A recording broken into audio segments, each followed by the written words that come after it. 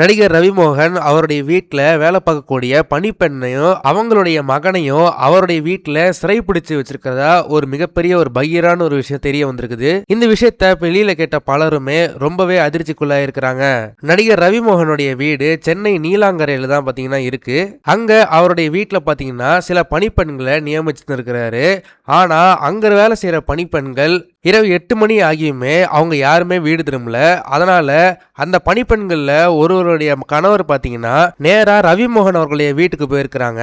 அங்க போய் அவர்கிட்ட கேட்கும்போது, உங்களுடைய மனைவி எங்க வீட்டில் இருக்கிற நகைகள் எல்லாம் திருடிட்டாங்க, அவங்கள இப்போதைக்கு விசாரிச்சுட்டு இருக்கோம், அவங்கள அனுப்ப முடியாது அப்படின்னு அந்த பணிப்பெண்களையும் அந்த பணிப்பெண்ணுடைய மகனையும் பார்த்தீங்கன்னா வீட்டில் சிறைப்பிடிச்சிட்டு வச்சுட்டு விடமாட்டேன் அப்படின்ற மாதிரி அவர் சொல்லியிருக்கிறாரு.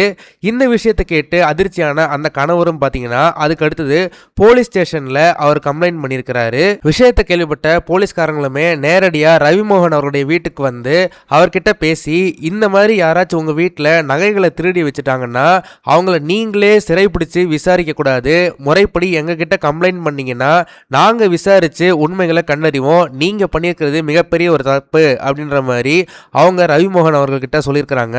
அவங்க சொன்னதுக்கு அப்புறம் அந்த பணிப்பெண்களை அவங்க வீட்டில இருந்து விடுவிச்சிருக்கிறாங்க. இப்போ நடிகர் ரவிமோகன் மேல பாத்தீங்கன்னா அந்த கணவர் கொடுத்த கேஸ் மேல இப்போ இன்வெஸ்டிகேஷன் நடந்துகிட்டு இருக்கு.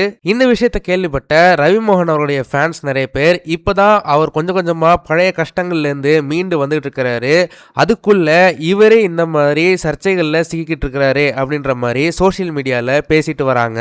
இந்த விஷயத்துல உண்மையிலே யார் மேல தப்பு இருக்கு, அந்த பணிப்பெண்கள் மேலையா இல்ல ரவிமோகன் மேலையா அப்படின்னு உங்களுக்கு என்ன தோணுது அப்படின்றத மறக்காம கமெண்ட் செக்ஷன்ல சொல்லுங்க.